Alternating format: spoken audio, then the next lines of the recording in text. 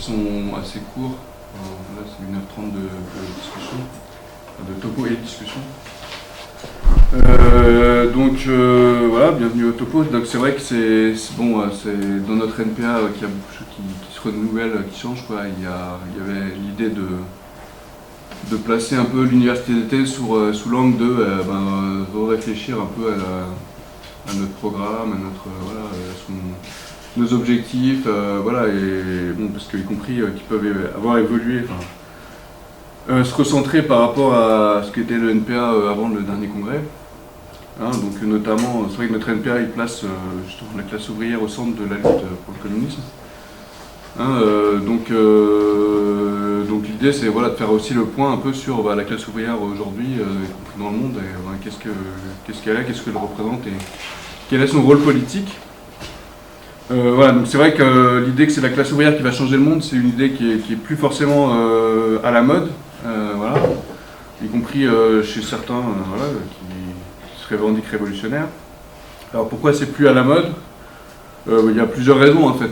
Déjà c'est la mort, on nous parle de la mort du monde ouvrier. On ne cesse d'entendre que la classe ouvrière n'existe plus, qu'il n'y a presque plus d'ouvriers. C'est l'ère de la désindustrialisation et même il y en a qui parlent de la fin du travail, avec l'automatisation. Donc c'est un discours qui a pris en plus une nouvelle ampleur avec les derniers bonds de l'intelligence artificielle, notamment le ChatGPT qui fait craindre. Je reviendrai là-dessus. La disparition du travail, c'est notamment des résultats, c'est ce que je disais tout à l'heure, c'est image créée par intelligence artificielle à partir du titre. Ça peut remplacer ce compte de boulot. Deuxième raison aussi, il y a quand même des luttes qui peuvent apparaître plus dynamiques aujourd'hui, qui n'impliquent pas forcément la classe ouvrière en tant que telle. On pense aux luttes pour le climat, antiracisme, féminisme, LGBTI, qui ne sont pas spécifiques à la classe ouvrière ou au monde du travail. La classe ouvrière, évidemment, elle a un rôle à y jouer en tant que classe, ne serait-ce que pour lui donner des débouchés politiques ou une perspective de transformation sociale réelle. Mais il y en a qui pensent que la révolution même, c'est plus forcément l'apanage de la classe ouvrière. C'est notamment, si on discute des idées d'éco-socialisme qui sont un peu à la mode chez certains révolutionnaires ou anciens camarades, plus camarades, mais d'une autre organisation maintenant. L'éco-socialisme, quand même, pour ceux qui creusent vraiment la question, c'est pas juste du socialisme qui se préoccupe d'écologie. C'est l'idée que la lutte des classes, c'est une lutte parmi d'autres, que la vraie urgence, en fait, c'est climatique, et que toutes les classes, en fait, étant concernées par le changement climatique, en fait, c'est un peu toutes les classes sociales qui peuvent procéder à la transformation révolutionnaire de la société, indifféremment.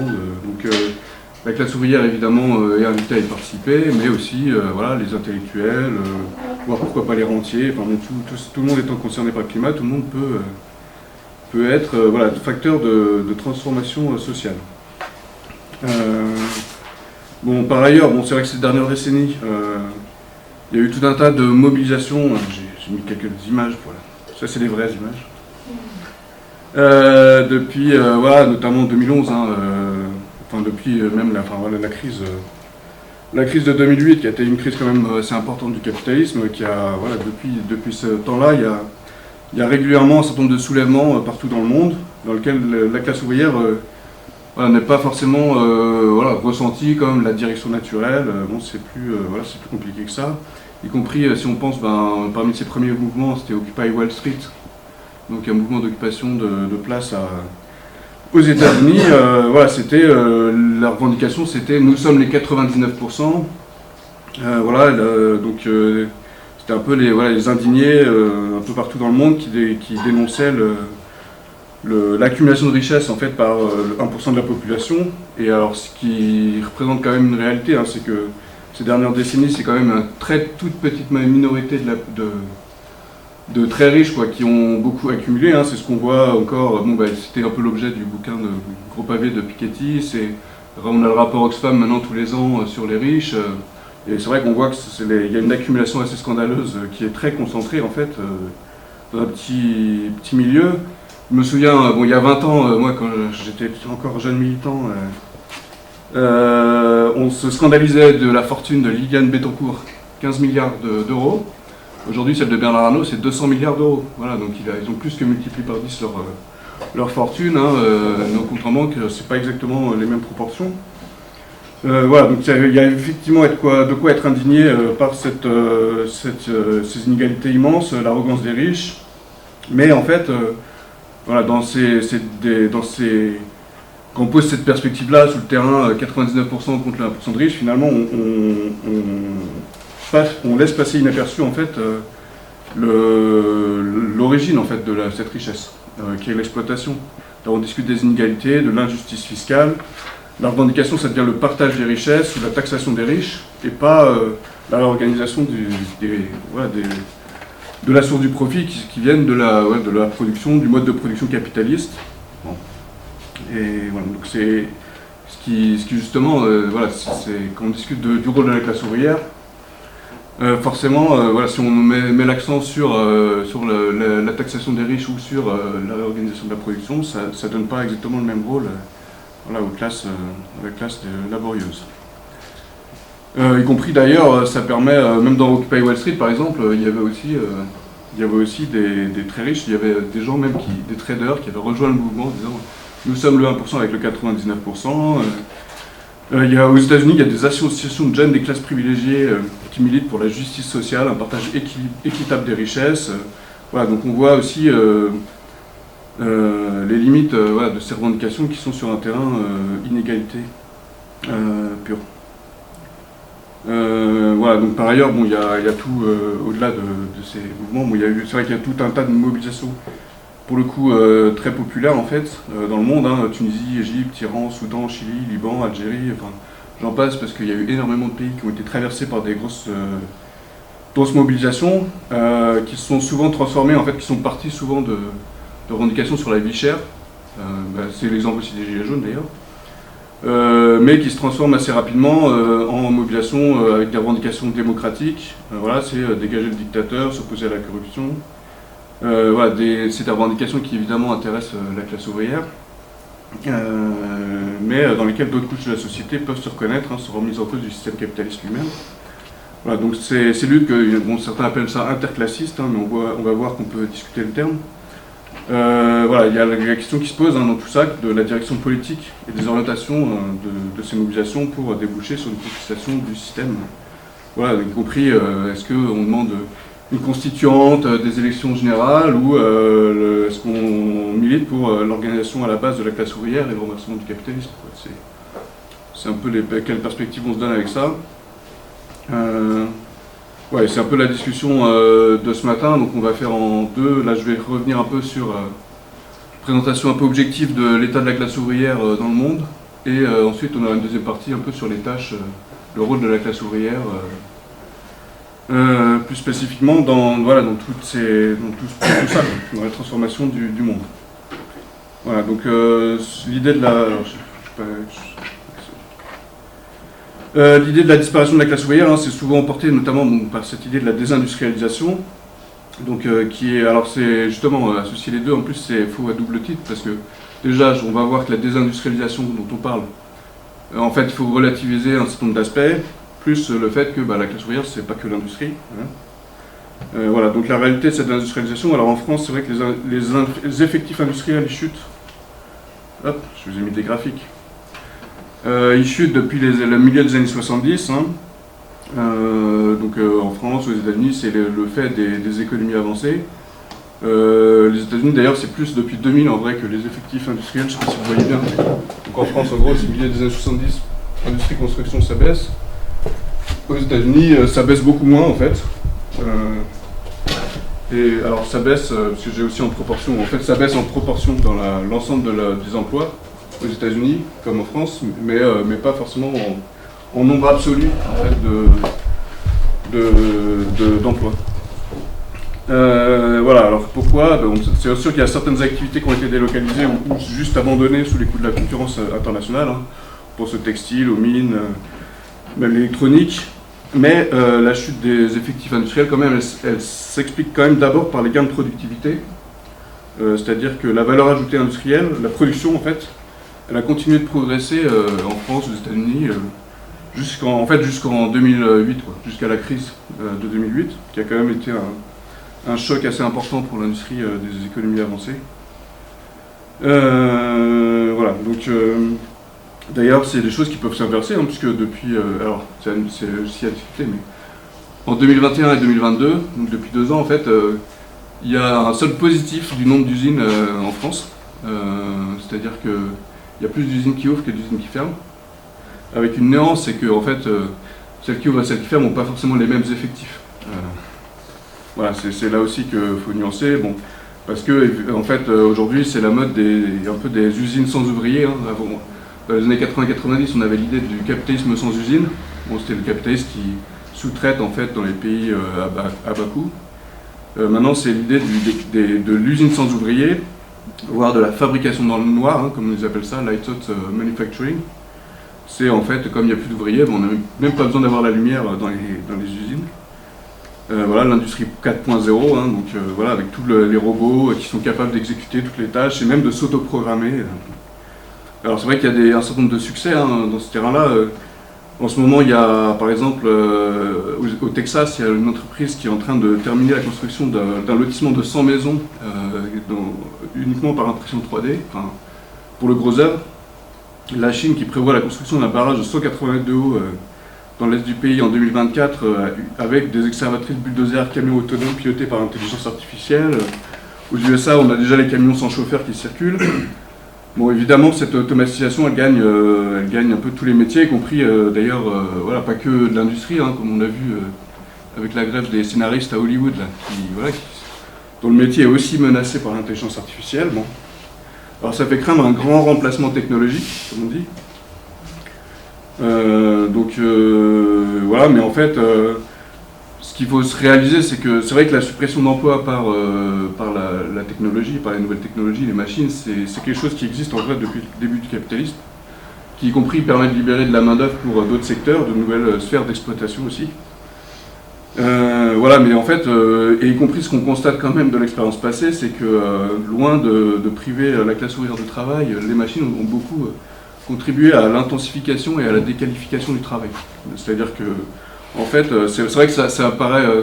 Aujourd'hui, il y a beaucoup de gens qui parlent de la fin du travail, mais quand on regarde dans les entreprises et puis, ou les services publics, le problème, c'est surtout la charge de travail qui est trop importante, en fait. C'est les rythmes de travail voilà, accélérés. Donc c'est vrai que parler de la fin du travail dans ces conditions-là, ça paraît un peu fou, quoi. Il y a encore largement de travail à se partager. Et puis, voilà, c'est aussi au cœur de nos revendications, hein, c'est la baisse du temps de travail. Si jamais on a moins à travailler, ça devrait pas être un drame. En fait, ce n'est un drame que dans le cadre d'une société capitaliste. Mais une société un peu rationnelle, la baisse du travail, c'est même un objectif en fait. Voilà, donc bon, par ailleurs, bon, dans la discussion sur la désindustrialisation, il y a aussi le fait que il y a aussi en fait le tertiaire, tout un ensemble d'activités du tertiaire est quand même extrêmement lié à l'industrie. C'est-à-dire à la fois ceux qui travaillent, bon là, il y a des gens qui avant étaient comptés dans l'industrie d'ailleurs, du personnel qui a été externalisé et maintenant compté dans le tertiaire, hein, donc tous ceux qui font le ménage, restauration, la paye, la comptabilité, et tout ça dans les entreprises. Il y a tout aussi ce qui est la sphère de la circulation des marchandises, hein, transport, logistique, commerce, qui n'existe que parce qu'il y a des marchandises physiques. Il y a aussi tout un tas d'activités, par exemple la téléphonie, l'internet, tout ça c'est du service, mais derrière c'est quand même des satellites, des fusées qu'il faut envoyer pour envoyer les satellites, des câbles, des antennes relais, des ordinateurs, des téléphones, tout ça. Donc c'est vrai qu'il y a un lien en fait. C'est pas l'économie, il n'y a pas d'un côté le tertiaire et puis de l'autre côté l'industrie, tout est un peu mélangé en fait. D'ailleurs il y a un chercheur qui est sociologue là, qui appelle ça la société hyper-industrielle. Voilà. Donc et par ailleurs, bon, même si on discute de ça, c'est aussi si on s'échappe justement des économies avancées, qu'on regarde un peu plus largement. Dans le monde, en fait, même y compris l'industrie, a continué de croître, en fait, les effectifs industriels. Donc là, c'est les effectifs dans le monde. On voit, c'est surtout l'agriculture qui décline, l'industrie, et puis les services augmentent plus, effectivement. Et sachant que maintenant, en fait, c'est vrai qu'il y a 2/3 des effectifs industriels qui sont en Asie et Pacifique, alors que c'était quand même déjà 50% il y a 30 ans. Mais voilà, c'est sûr qu'il y a des zones qui progressent plus que d'autres. Y compris d'ailleurs, de toute façon, c'est toujours à la fois un peu contradictoire hein, quand on discute de ça, parce que par exemple la Chine, contrairement à ce qu'on pourrait croire, la Chine, elle est pas. En fait, sa part dans l'effectif industriel mondial, elle est stagne depuis 3 ans, depuis 30 ans. Elle n'a pas augmenté. Pourtant, sa production, sa part dans la valeur ajoutée mondiale, elle est passée de 2% à 26%. Avec les mêmes effectifs, en fait. Enfin, non, pas les mêmes effectifs. Les effectifs ont augmenté de 50%, je crois. Mais à la même vitesse que le reste du monde.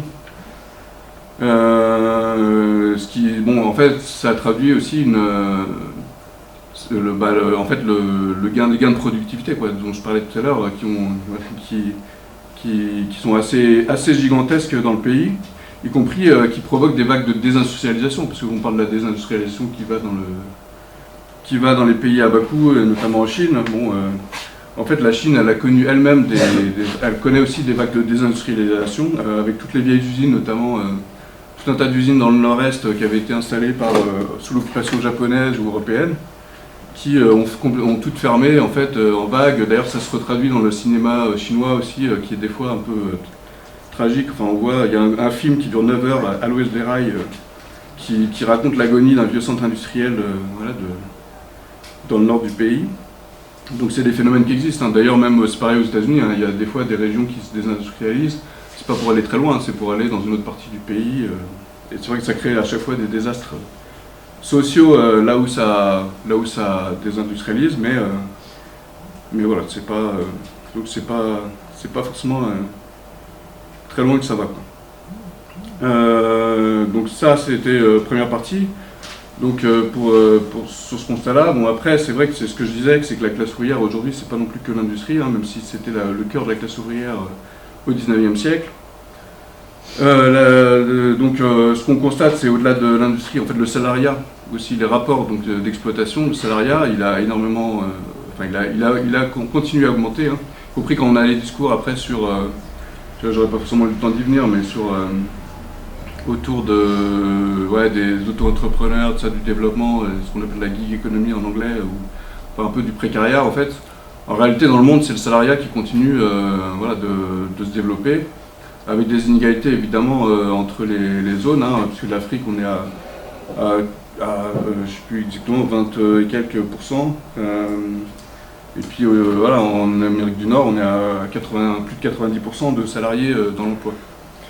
Mais bon, ça traduit aussi les développements progressifs des rapports capitalistes qui éliminent la petite bourgeoisie et les petits ateliers de production et tout ça partout dans le monde de plus en plus, et qui continuent à s'étendre à l'échelle mondiale, avec donc des transformations. Alors c'est là que je vais peut-être une deuxième partie, mais ouais, ça je parle beaucoup. Mais sur un peu la transformation, alors à partir de l'exemple de la France, c'est plus des catégories socio-professionnelles qui sont pas les classes sociales, hein, c'est des catégories statistiques qui y compris peuvent faire l'objet de discussions, mais c'est ce dont on dispose en France. Si on regarde donc depuis le milieu du 19e siècle, c'est vrai que on voit la chute des agriculteurs, surtout d'ailleurs d'abord des salariés agricoles, hein, parce que l'agriculture, ça a commencé les débuts de la révolution industrielle et tout ça, dans l'agriculture, ça a plutôt déprolétarisé, paradoxalement. C'est-à-dire que, en fait, alors c'est aussi que les salariés, en fait, c'est le mécanisme un peu inversé, que les salariés agricoles sont barrés parce qu'ils trouvaient des meilleures conditions de vie en ville, en se faisant embaucher dans les usines qui commençaient à se développer.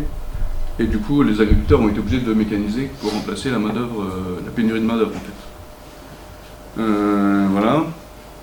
Ce qui diminue aussi, c'est les domestiques. Hein, on voit, alors ça n'a jamais été une catégorie énorme, hein, mais c'est vrai que la bourgeoisie, donc Downton Abbey, quoi, c'est plus, pour ceux qui connaissent la série, ça devient rare en fait que les bourgeois ils aient tout un personnel domestique à demeure. Alors il y a des nouvelles formes en fait de travail domestique d'une certaine manière qui se reproduisent, mais avec des salariés qui ne sont pas à demeure. C'est-à-dire que maintenant les femmes de ménage ou même les cuisiniers, je pense, il y a quand même tout un tas de personnel qui existe, y compris d'ailleurs qui concerne les classes moyennes, mais Voilà, ou alors simplement les boulots comme les livreurs à vélo, hein, c'est un peu, voilà, la livraison, c'est aussi, pour les particuliers. Bon, alors donc ce qu'on voit aussi, c'est donc le gonflement des ouvriers. Alors sur un schéma comme ça, c'est pas toujours facile à voir, mais bon, gonflement des ouvriers jusqu'au milieu des années 70 et puis qui se réduit ensuite.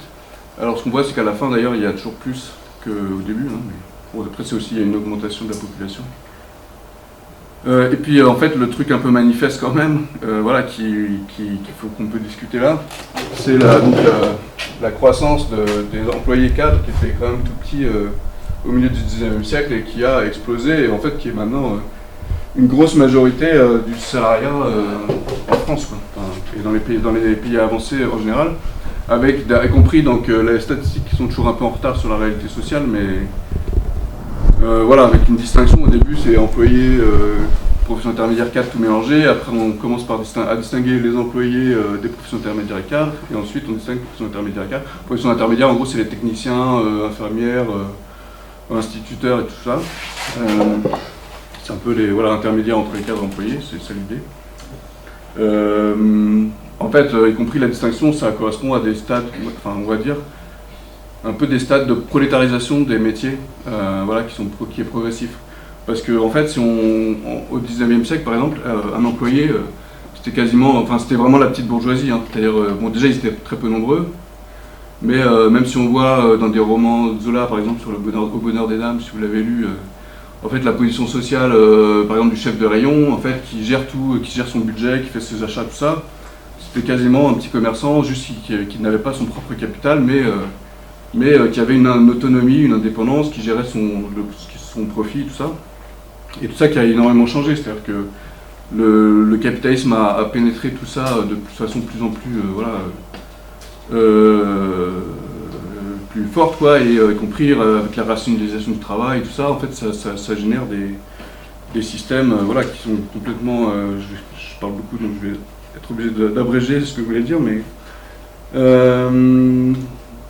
voilà, en fait, il y a eu une transformation, y compris avec la mécanisation. Hein, je montre par exemple, y compris avec le développement des machines, en fait. Par exemple, tout ce qui était comptable et tout ça, à une époque, ça a été remplacé par des machines à calculer, en fait, et avec des pôles entiers souvent des femmes d'ailleurs, dans ces bureaux à taper des trucs, à faire quasiment du travail à la chaîne, en fait, bon, qui a été une déqualification aussi, hein, parce qu'avant on avait des comptables, des experts, machin, qui avaient fait des grandes écoles. Après, ça devient des personnels moins qualifiés en fait, et ça rend plus facilement remplaçable. Il y a un petit livre d'ailleurs d'un journaliste qui décrit la transformation du monde employé à Berlin à la fin des années 20, qui s'appelle Krakauer, qui est intéressant. J'avais pris une citation, mais là j'ai pas le temps vraiment de les dire, mais en gros, ce qu'il dit, c'est que, enfin, bon, sa conclusion, en fait, justement, après avoir détaillé ce processus de déqualification, c'est un peu de dire que, voilà, en gros, on avait à la place des sous-officiers du capital, on a maintenant une armée imposante qui compte dans ses rangs de plus en plus d'hommes de troupes interchangeables. Voilà, c'est-à-dire que, bon, c'est toute la phase de déprolétarisation et qui finit par toucher aussi, au final, en vrai, tous les autres métiers, donc on a vu, qu'on appelle les professions intermédiaires, les cadres aussi, même si c'est plus tardif. En fait, on a, y compris avec la rationalisation, l'automatisation, le fait de la systématisation, les cadres, y compris les cadres qui sont de moins en moins encadrants, en fait, maintenant la majorité des cadres n'encadrent personne, c'est de l'exécution. Voilà, donc c'est toute cette transformation-là quand même qui apparaît. Alors, du coup, qu'est-ce qu'on en pense, y compris en termes d'analyse de classe, du développement de tous ces métiers-là? En fait, alors il y en a, à une époque, on parlait des cadres comme, en fait, on disait, ouais, ils ont pas de capital, mais ils ont une certaine maîtrise sur le destin du capital, puisqu'ils encadrent, en fait, voilà, des troupes. Alors, comme maintenant, ils encadrent plus, c'est plus compliqué. Et donc, voilà, mais donc c'était plutôt vu comme la petite bourgeoisie. Il y a un bouquin qui est sorti il y a 2-3 ans sur le ménage, qui s'appelle Le ménage à trois de la lutte des classes, qui parle de classe moyenne salariée en fait, donc avec une analyse qui moi je me satisfais pas hein, en disant que en gros leur salaire correspond à plus que la valeur qu'ils produisent, et donc ils bénéficient un peu de la plus-value tirée sur les autres salariés, et donc ils ont un intérêt au maintien de l'exploitation et tout ça, donc même s'ils peuvent se retrouver dans certaines luttes avec la classe ouvrière, en fait, fondamentalement, voilà, ils ont des intérêts contradictoires. Moi je pense que c'est pas très bon parce que déjà calculer la valeur produite par un travailleur donné, c'est quand même compliqué. En fait, je pense que tout le monde, y compris d'ailleurs les boîtes où il n'y a que des cadres, comment ils font, voilà. Donc bon, moi je pense que bon, il faut l'analyser plus comme une prolétarisation en fait qui s'étend, c'est un prolétariat par son côté, c'est-à-dire des travailleurs qui vendent leur force de travail, mais qui est diversifié, c'est-à-dire que dans notre analyse politique et des perspectives à se donner, il faut se dire que en fait, bon, la compréhension des intérêts fondamentaux et puis les intérêts particuliers qui peuvent exister font que il faut avoir une analyse plus fine que juste, voilà, il y a deux classes, et y compris d'ailleurs, c'est ce que fait Marx d'une certaine côté. Alors à son époque c'était différent.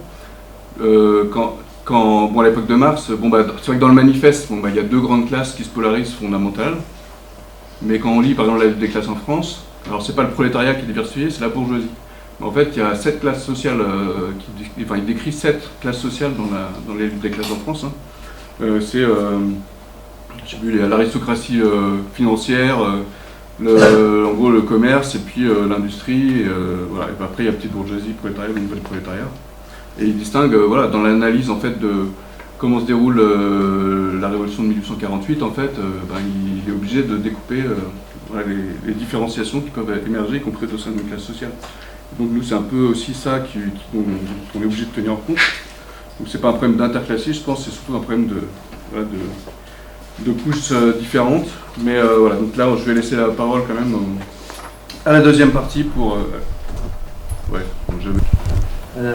Non, mais du coup, l'idée de la deuxième partie, c'était plutôt de voir comment, par rapport à ce que Thierry expliquait sur la composition actuelle, pourquoi c'est toujours la classe ouvrière qui peut faire la révolution d'après nous.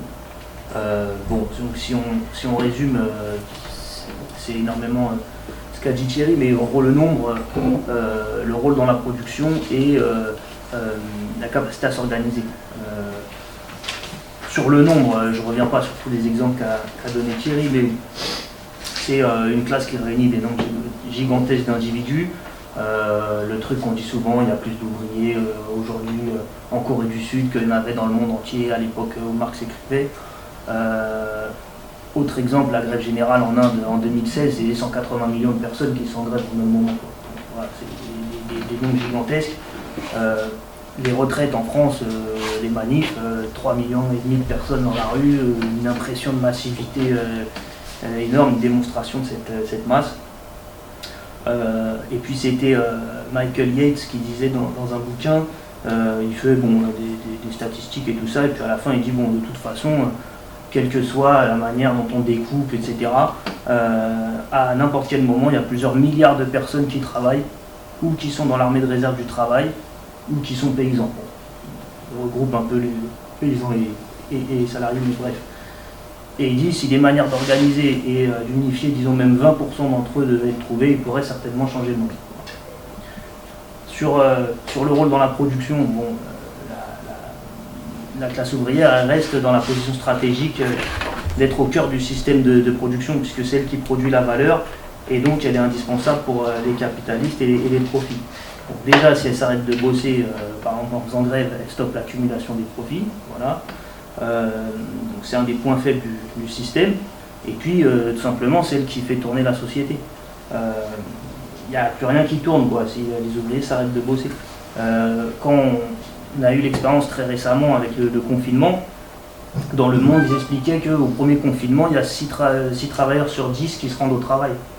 Donc le système, il tourne parce que voilà, on a pu faire nous-mêmes l'expérience finalement du rôle essentiel de la classe ouvrière, et y compris du rôle absolument non essentiel des patrons, puisqu'ils étaient à distance pendant que les premiers de cordée, comme on disait, continuaient à faire tourner la société. Bon, je ne reviens pas sur trop d'exemples, mais simplement les raffineurs à l'automne 2022, voilà, ils se mettent en grève, ça a paralysé le pays, il y a des files d'attente partout dans les stations-service, et un impact aussi bien sur les entreprises du secteur que par ricochet sur tout un tas d'autres entreprises et d'autres activités. La grève des transports en 2019, voilà, et tout le monde qui est obligé de marcher à pied dans Paris pendant 2 mois. Bon, voilà, tu vois à quel point ceux qui font tourner quand ceux qui font tourner le truc sont pas au boulot, à quel point ça paralyse tout. Ou plus récemment les éboueurs à Paris, l'impact énorme que ça a pu avoir cette grève, y compris pareil sur les commerces, sur le reste de l'économie. Bon, y compris le système reposant sur le profit et les capitalistes devant tout le temps maintenir ou augmenter leur taux de profit. Il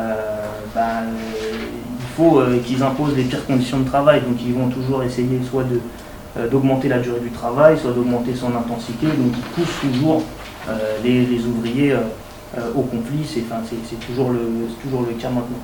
Et sur la capacité à s'organiser, en fait c'est le fait de travailler collectivement, ça peut habituer la classe ouvrière à lutter collectivement. C'est pas le cas dans les autres classes. Par exemple, si tu tiens une épicerie, tu prends pas l'habitude de bosser. C'est peut-être pas le meilleur exemple.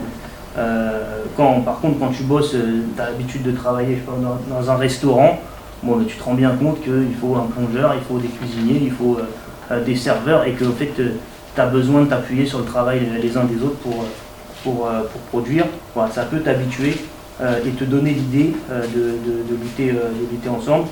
Tout comme quand tu bosses avec 10, 20, 100 ou 1000 collègues, tu peux aussi assez facilement te dire que si tu t'arrêtes tous ensemble, tu vas être plus fort face au patron qui est souvent lui en minorité. Juste un exemple marrant qu'on avait trouvé dans un topo sur le sujet un peu plus tôt dans l'été, d'organisation collective, c'est dans le cas des footballeurs. Je ne tranche pas sur savoir s'ils sont dans la classe ouvrière ou pas par rapport au niveau de leur salaire et tout, mais en tout cas c'est des salariés.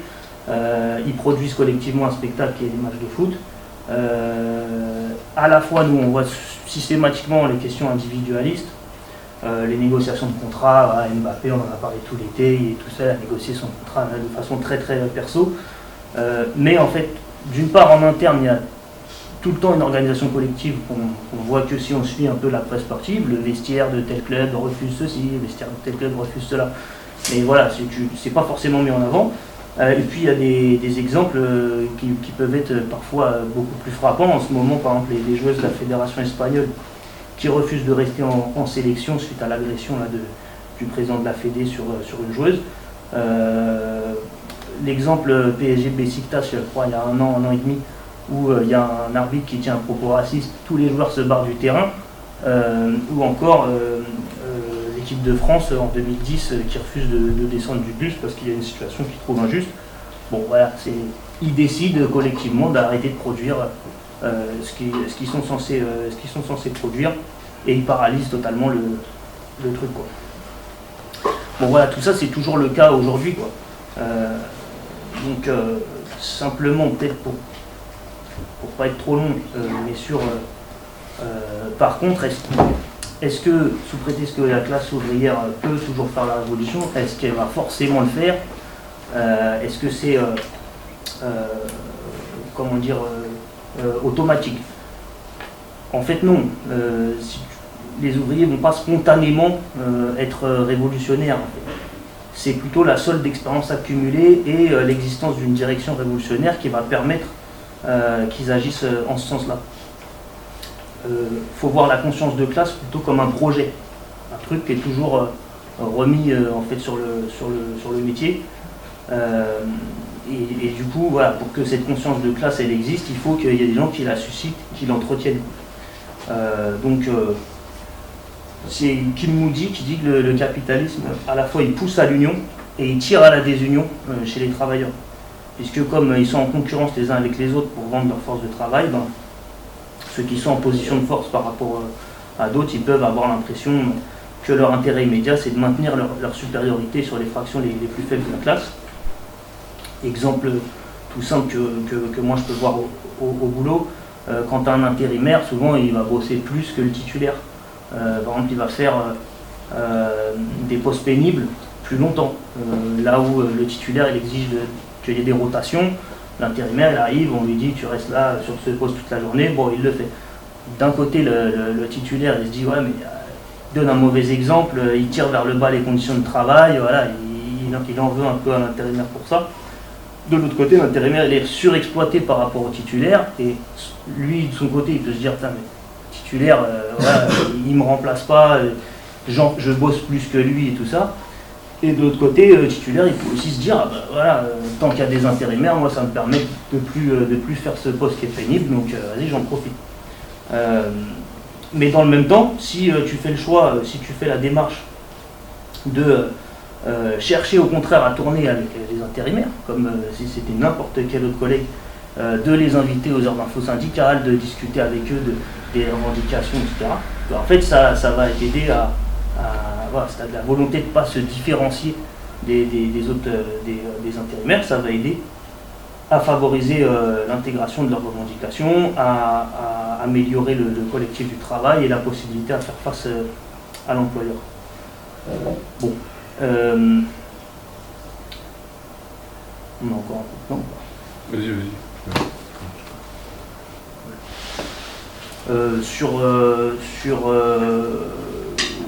Je citais là Paul Blackledge qui dit c'est un universitaire anglais, je crois, tout en refusant de romantiser les travailleurs, on reconnaît que pour développer les organisations collectives nécessaires pour résister et finalement défaire les capitalistes, ils doivent surpasser les divisions en leur sein. Ils doivent lutter pour la solidarité, pour surpasser non seulement les différentes formes de stratification telles qu'ont été décrites, mais aussi les nombreuses divisions autour des oppressions, racisme, sexisme, homophobie, etc., par lesquelles la classe ouvrière est souvent divisée contre elle-même. Donc du coup, intervenir dans la classe ouvrière selon un point de vue révolutionnaire, en promouvant l'unité de la classe, c'est du coup combattre ces divisions. Et donc combattre les oppressions. Ça, c'est un petit peu le truc, voilà, les théories aujourd'hui d'essayer de fixer des différences. Il y aura plusieurs groupes opprimés, aussi bien l'oppression du salariat que l'oppression LGBT, que tout ça en fait serait un petit peu tout à égalité. En fait, une fois que tu reconnais que tous ces groupes-là, ils sont intégrés au processus de production capitaliste, tu commences à voir comment est-ce que ça pourrait s'agencer pour un procédé révolutionnaire. C'est-à-dire,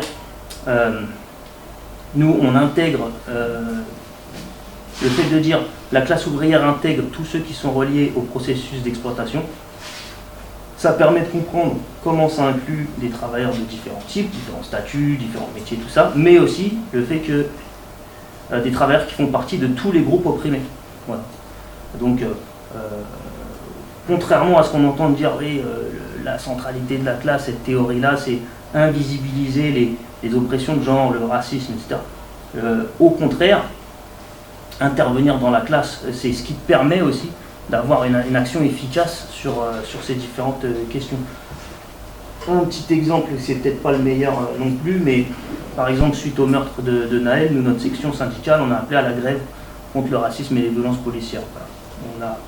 On a lancé le truc comme ça, ce qui permettait d'agir à la fois, donc, du coup, répondre à tous les collègues qui vivent au quotidien le racisme ou qui l'ont vécu et les violences policières, leur proposer une action collective, une action organisée, mais y compris, ça change la nature du conflit, c'est-à-dire que tu lui donnes une perspective de blocage de l'économie à ce conflit-là.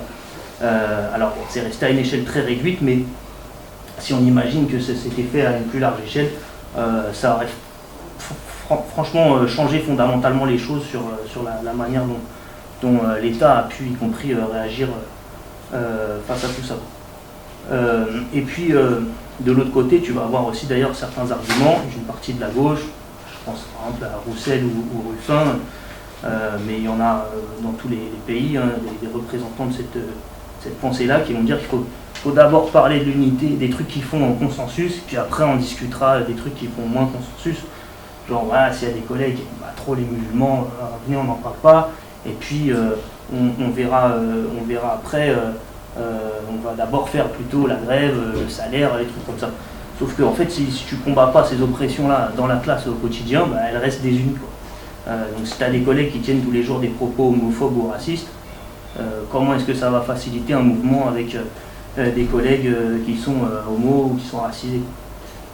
Et je reprends l'exemple de Naël, il y a des collègues qui n'ont pu être pas très contents de notre intervention là-dessus, parce qu'ils trouvaient que non, ça va trop loin, etc. Mais en fait,